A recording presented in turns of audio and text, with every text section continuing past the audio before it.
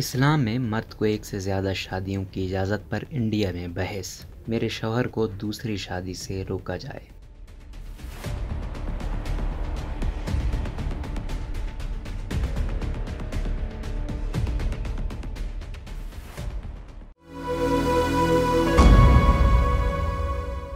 گیتا پانڈے کے مطابق ایک 28 سالہ مسلم خاتون نے دلی ہائی کورٹ میں درخواست دائر کی ہے، جس میں یہ مطالبہ کیا گیا ہے کہ اس کے شوہر کو اس کی تحریری اجازت کے بغیر دوسری عورت سے شادی کرنے سے روکا جائے۔ اس معاملے کے سامنے آنے کے بعد ایک بار پھر سے انڈیا کے مسلمانوں میں ایک سے زیادہ شادیوں کے رواج کی طرف لوگوں کی توجہ مبذول ہوئی ہے۔ ریشما نامی اس خاتون نے ہائی کورٹ سے مطالبہ بھی کیا ہے کہ وہ حکومت کو حکم دے کہ وہ ایک سے زیادہ شادی کے اس فرسودہ رواج کو روکنے کے لیے قانون بنائے۔ عدالتی دستاویزات کے مطابق ریشما کی شادی محمد شعیب خان سے جنوری سن 2019 میں ہوئی تھی اور اگلے سال نومبر میں دونوں کے ہاں ایک بچہ پیدا ہوا۔ ریشما نے اپنے شوہر پر گھریلو تشدد، ظالمانہ سلوک اور ہراساں کرنے کے ساتھ ساتھ جہیز کا مطالبہ کرنے کا الزام لگایا ہے۔ ان کے شوہر نے بھی ریشما پر ایسے الزامات لگائے ہیں۔ ریشما نے الزام لگایا کہ ان کے شوہر نے انہیں اور ان کے بچے کو چھوڑ دیا اور اب دوسری شادی کرنے کا ارادہ کر رہے ہیں۔ انہوں نے اپنے شوہر کے اقدامات کو غیر آئینی، خلاف شریعت، غیر قانونی، سخت، غیر انسانی اور وحشیانہ قرار دیا ہے۔ انہوں نے کہا کہ مسلم خواتین کی بہتری کے لیے ایک مرد کی کئی شادیوں کے رواج کو روکنا چاہیے۔ دلی ہائی کورٹ کے سامنے آنے والے اس مقدمے نے متعدد شادی کے رواج پر بحث چھیڑ دی ہے، جو مسلمانوں اور بعض قبائلی گروہوں کے علاوہ انڈیا میں غیر قانونی ہے۔ پیو ریسرچ سینٹر نے سن 2019 کی ایک رپورٹ میں کہا کہ دنیا کی تقریباً 2% آبادی ایک سے زیادہ شادی والے خاندانوں میں رہتی ہے۔ ترکی اور تیونس جیسے مسلم اکثریتی ممالک سمیت دنیا کے بیشتر ممالک میں اب اس عمل پر پابندی عائد ہے۔ اس کے علاوہ جہاں اس کی اجازت ہے وہاں اسے بڑے پیمانے پر ریگولیٹ بھی کیا جاتا ہے۔ اقوام متحدہ ایک سے زیادہ شادیوں کے رواج کو خواتین کے خلاف ناقابل قبول امتیاز قرار دیتی ہے۔ ان کی اپیل ہے کہ یہ رواج ضروری طور پر ختم ہونا چاہیے۔ تاہم انڈیا میں یہ معاملہ سیاسی حلقوں میں کافی گرم ہو چکا ہے۔ وزیر اعظم نریندر مودی کی قیادت میں بھارتیہ جنتا پارٹی کی ہندو قوم پرست حکومت نے ملک بھر میں یکساں سول کوڈ نافذ کرنے کا وعدہ کیا ہے۔ انڈیا میں اس قانون کی تجویز پچھلی 7 دہائیوں سے کافی متنازع رہی ہے، اس لیے کہ اس کی تشکیل کے بعد شادی، طلاق اور جائیداد کی وراثت کے قوانین کا فیصلہ مختلف مذاہب کی قوانین سے ہونے کے بجائے قانون سے کیا جائے گا۔ اس ملک کا ماحول اس وقت فرقہ وارانہ خطوط پر بہت منقسم ہے۔ ایسے میں اس معاملے پر مرکزی حکومت کی کسی بھی تبدیلی کو انڈیا کے اکثر مسلمان اپنے مذہب پر یقینی حملہ تصور کریں گے۔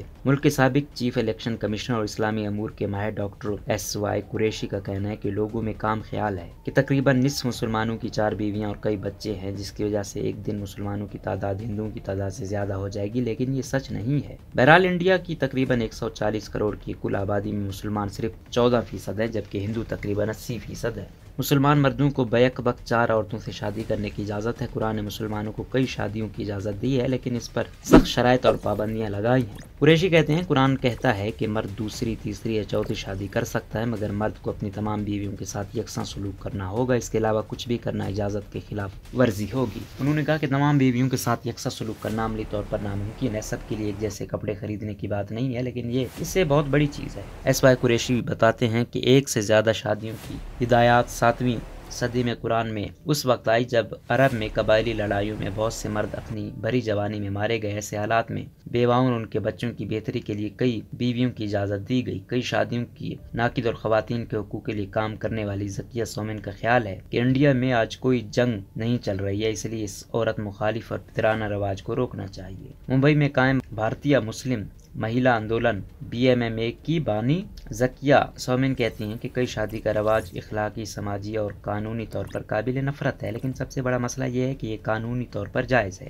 وہ پوچھتی ہیں آپ کیسے کہہ سکتے ہیں کہ ایک مرد ایک سے زیادہ بیویاں رکھ سکتا ہے؟ امت مسلمہ کو وقت سے ہم آہنگ رہنا چاہیے۔ آج کے دور میں یہ عمل کسی بھی عورت کی عزت اور ان کے انسانی حقوق کی صریحاً خلاف ورزی ہے۔ سن 2017 میں BMMA نے 299 خواتین کا انٹرویو کیا جو ایک سے زیادہ شادی والے تعلقات میں رہتی تھیں اور ان سے کئی سوالات پوچھے۔ ان میں سے 50 خواتین کا انتخاب کر کے ان کی جسمانی، ذہنی، جذباتی اور مالی حالت پر رپورٹ شائع کی۔ سومن کہتی ہیں ہمیں پتہ چلا کہ وہ ایسے حالات میں پھنسی ہوئی ہیں جو ان کے ساتھ بڑی ناانصافی ہے۔ ان حالات میں انہیں شدید صدمہ پہنچا، جس کی وجہ سے بہت سے دماغی صحت کے مسائل پیدا ہوئے۔ خیال رہے کہ BMMA نے اسلام میں فوری طور پر 3 طلاق دینے کے متنازع رواج کے خلاف بڑے پیمانے پر مہم شروع کر رکھی ہے۔ اس نے سن 2019 میں سپریم کورٹ میں ایک عرضی دائر کی تھی جس میں تعداد ازدواج پر پابندی لگانے کا مطالبہ کیا گیا تھا۔ اشونی کمار دوبے پیشے سے وکیل اور BJP لیڈر اس کیس میں درپیش بہت سے قانونی چیلنجز میں سے ایک کا ذکر کرتے ہیں۔ ان کے مطابق انڈیا کے آرتھوڈاکس مسلمان الزام لگاتے ہیں کہ اس پر پابندی لگانا ان کے مذہب میں مداخلت ہے۔ آل انڈیا مسلم پرسنل لا بورڈ عدالت میں دوبے کی درخواست کی مخالفت کر رہا ہے۔ اس کی خواتین ونگ کی سربراہ ڈاکٹر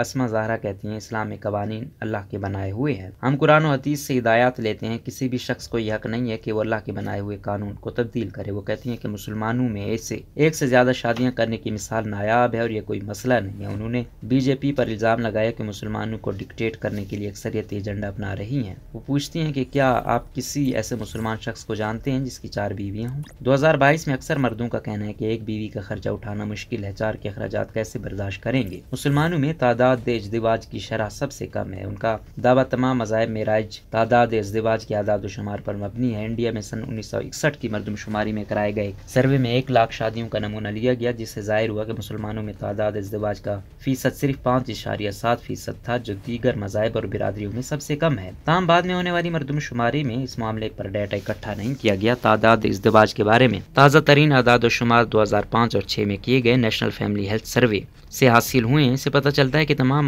مذاہب میں تعداد ازدواج کی شرح میں نمایاں کمی واقع ہوئی ہے۔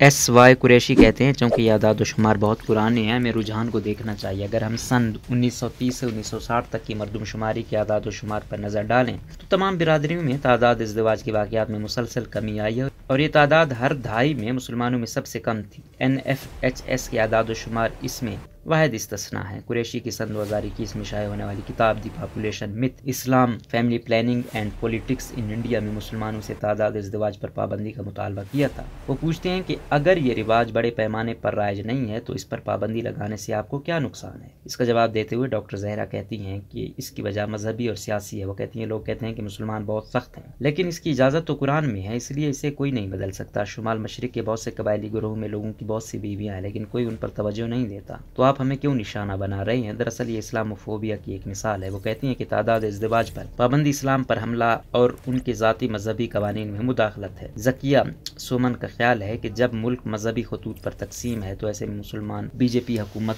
کی نیتوں پر شک کرتے ہیں، لیکن وہ کہتی ہیں اگر ہم نے اپنے گھروں کو ٹھیک نہیں رکھا تو دوسرے لوگ آئیں گے اور اسے ٹھیک کر دیں گے، اور ایسا کرنا ان کا ایجنڈا ہو سکتا ہے۔ تاہم تعداد ازدواج کا ایک ایسا عمل ہے جو بالآخر خواتین کے حقوق کی خلاف ورزی کرتا ہے، تو اسے ختم ہونا چاہیے۔